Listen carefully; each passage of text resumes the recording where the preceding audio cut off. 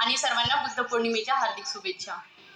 मी बुद्धांच्या जीवनाचे 1-2 प्रसंग फक्त तुम्हाला सांगते आहे, ज्यांनी जीवनात कसा बदल झाला किंवा जो प्रवाह आहे तो प्रवाह आपण कसा चेंज करू शकलो. तर फक्त 1-2 उदाहरणं तुमच्यासमोर सांगते.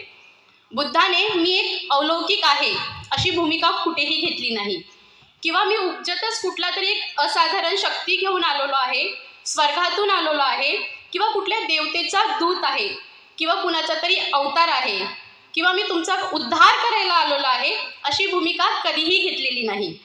मी तुमच्यासारखाच मनुष्य म्हणून जन्माला आलो, रक्तमांसाचा माणूस म्हणून जन्माला आलो आहे आणि मी एका विशिष्ट पद्धतीने विचार केलं, चिंतन केलं आणि त्यामुळेच मी बुद्धत्व प्राप्त करू शकलो. प्रत्येक मानवामध्ये उंच शिखरापर्यंत पोहोचण्याची इच्छाशक्ती आहे, क्षमता आहे, हे बुद्धाने स्पष्ट केले. बुद्ध असे कधीही म्हणत नाही की जे मी केलं ते तुम्ही करू शकत नाही. त्यांचं म्हणणं हे आहे की तुमच्यामध्ये ती शक्ती आहे, इच्छाशक्ती आहे आणि जर तुम्ही ते केलं तर तुम्ही पण बुद्धत्व प्राप्त करू शकता. आणि त्याच्यामुळे बुद्धामध्ये आणि सर्वसामान्य माणसामध्ये एक समानता येते, कारण की देव म्हणतो मी जे करतोय ते खरं आहे, तुम्ही त्यावर विश्वास ठेवा. आपल्याला अशी कधीही मुभा दिलेली नाही देव माणसाने की मी जे करते ते तुम्ही करा, मी पूजापाठ करतो तुम्ही करा, मी ग्रंथ वाचतो तुम्ही वाचा, अशी कधीही मुभा आपल्याला दिली नाही. पण बुद्धाने ही मुभा दिली की जे मी करतोय ते तुम्ही करू शकता. बुद्धाने स्वर्गाकडे नरकाकडे बोट दाखविले नाही. त्याचं कारण हे आहे, बुद्धांनी कधीही म्हटलं नाही की आज मी जे आहे ते मला स्वर्गाने दिलेलं आहे किंवा मला आकाशातून काहीतरी एखादी शक्ती मिळाली आहे म्हणून मी आहे. तर मी तिथला एक प्रसंग सांगते. बुद्ध ध्यान करत होते पिंपळाच्या झाडाखाली. आता पिंपळाचं झाड मी म्हणजे यासाठी म्हणते कारण की बुद्धाला बुद्धत्व प्राप्त झाल्यानंतर त्या झाडाला महत्त्व प्राप्त झाले आणि त्यानंतर आपण त्याला बोधिवृक्ष म्हणतो, पण त्याआधी ते पिंपळाचं झाड होतं. तर गौतम बुद्ध म्हणजे सिद्धार्थ त्या झाडाखाली बसून ध्यान करत होते आणि मारा म्हणजे मारणारा, म्हणजे एक निगेटिव्ह वाईब्स म्हणा किंवा निगेटिव्ह विचार म्हणा त्यावेळी त्यांच्या डोक्यात येत होते. तर तो मारा त्यांना म्हणतोय की तुला इथे बसण्याचा अधिकार नाही. मारा बुद्धांना म्हणतोय की तुला इथे बसण्याचा अधिकार नाही, तुला कोणी दिला इथे बसण्याचा अधिकार किंवा हे जे तू करतोयस हे तुला इथे बसून करायला कोणी सांगितलं. तर तेव्हा बुद्ध म्हणतात की हा माझा अधिकार आहे, मी इथून उठणार नाही, हा माझा अधिकार आहे. आणि 2 गोष्टी सांगतात बुद्ध म्हणतात मी लोकांसाठी काम केलं आहे आणि बुद्धीप्रमाणे आचरण केलं आहे. बुद्ध काय म्हणतात, मी लोकांसाठी काम केलं आहे आणि बुद्धीप्रमाणे आचरण केलं आहे, त्यामुळे इथे बसण्याचा मला अधिकार आहे. मग मारा त्यांना विचारतो की साक्ष कोण आहे की तू हे जे केलं आहेस ते सांगण्यासाठी, प्रूफ कसं होणार. तर बुद्धा जमिनीकडे असे हात करतात. याला आपण जी मुद्रा आहे ही मुद्रा आपण म्हणतो भूमिस्पर्श मुद्रा.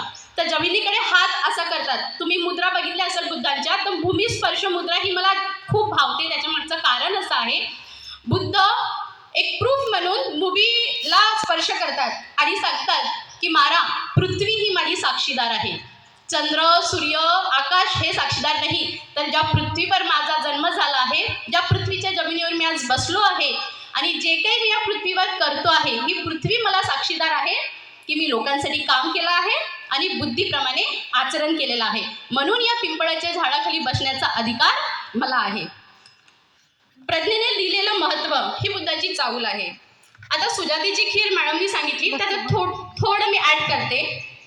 बुद्ध वडाच्या झाडाखाली बसले होते आणि सुजाता ज्या होत्या त्यांनी एक व्रत केलं होतं. ते व्रत त्यांचं पूर्ण झालं होतं, तर त्यासाठी त्यांना दान करायचं होतं, खीर दान करायची होती. तर ते आपल्या दासीला सांगतात की त्या वृक्षाकडे जा आणि बघून ये की तिथे ती व्यवस्था आहे का की जिथे मी जाऊन दान करू शकेल. तर त्या दासी तिथे जातात.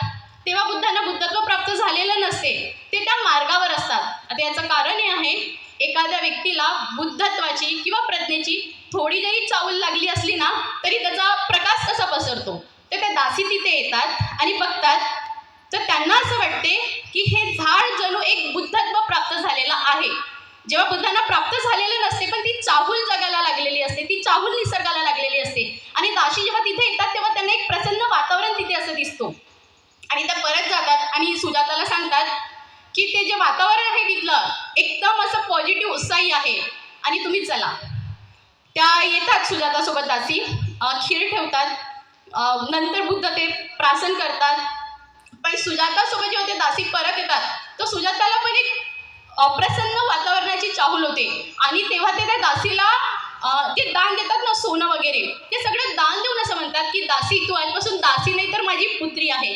आणि त्या काळात एखाद्या दासीला पुत्रीसारखं मानणं हे किती मोठा बदल आहे. तर हे बदल त्या बुद्धाच्या बुद्धित्वामुळे किंवा त्यांच्या त्या प्रज्ञेमुळे झालं. एखादा बुद्धिमान व्यक्ती जर आपल्या आजूबाजूला आला तर आपला किती बदल होऊ शकते हे त्या उदाहरणावरून स्पष्ट होते. तिसरं मी एक सांगते की बुद्ध खूप ध्यान करत होते, खूप परिश्रम घेत होते, पण त्यांना बुद्धत्व प्राप्त होत नव्हतं. मग मॅडमनी सांगितल्याप्रमाणे त्यांनी अन्न त्यागलं, मग पूर्ण शरीर त्यांचं एकदम निकामी झालं, त्यांना कळेना की आपण काय बोलावं, काय करावं. तर अशा स्थितीमध्ये मग काय झालं, ते एका नदीच्या किनारी जातात आणि त्यांच्या हातातलं भिक्षापात्र त्या नदीत टाकतात आणि असं म्हणतात की जर हे जे भिक्षापात्र आहे हे प्रवाहाच्या विरुद्ध दिशेने जर आलं तर मी समजेल की मला बुद्धत्व प्राप्त होणार. आता प्रवाहाच्या विरुद्ध तर ते येऊ शकणार नाही, विज्ञान याला मान्यता देणार नाही. आपण काय सांगतो, ज्या प्रवाहात आपण टाकलं तो त्या प्रवाहाने जाईल. पण त्यांचा तो एक विचार होता की आपण जर त्या विरुद्ध दिशेने आला तर आपल्याला बुद्धत्व प्राप्त होईल. आणि बुद्धाला असं वाटते की आपण टाकलेलं जे पात्र आहे ते विरुद्ध दिशेने आलं आणि त्या रात्री त्यांना बुद्धत्व प्राप्त होते. आता विरुद्ध दिशेने आलं की नाही हे ना तुम्हाला माहिती ना मला माहिती, पण त्या मागचा विचार काय आहे हे मी तुम्हाला सांगते. एखादा जो काळ आहे त्या काळात माजलेली विषमता, धर्मकांड, अंधश्रद्धा आणि यामध्ये एक विचार विरुद्ध दिशेने येते, तो म्हणजे बुद्धत्व प्राप्त झालेला बुद्ध. म्हणजे सिद्धार्थपासून त्या तथागत गौतम बुद्ध होण्याचा हा प्रवास हा विरुद्ध दिशेचा होता. समाजात क्रांती जर करायची असेल ना तर तुम्हाला प्रवाहाच्या विरुद्ध काम करावं लागते, तेव्हा ती क्रांती होते. तुम्ही बघितलं ज्योतिबा फुलेंनी जेव्हा अस्पृश्यांना शिक्षणाचा अधिकार नव्हता तेव्हा त्यांनी प्रवाहाच्या विरुद्ध दिशेने काम केलं, शिक्षण घेतलं. 7वीची परीक्षा उत्तीर्ण झाले इंग्रजी माध्यमातून. पुन्हा प्रवाहाच्या विरुद्ध एक उदाहरण, सावित्रीबाई फुले, जिथे स्त्रियांना शिक्षणाचा अधिकार नव्हता, प्रवाहाच्या विरुद्ध काम केलं. आज आपण बसतोय, प्रत्येक स्त्री प्रत्येक क्षेत्रात तुम्हाला दिसते, प्रवाहाच्या विरुद्ध आहे.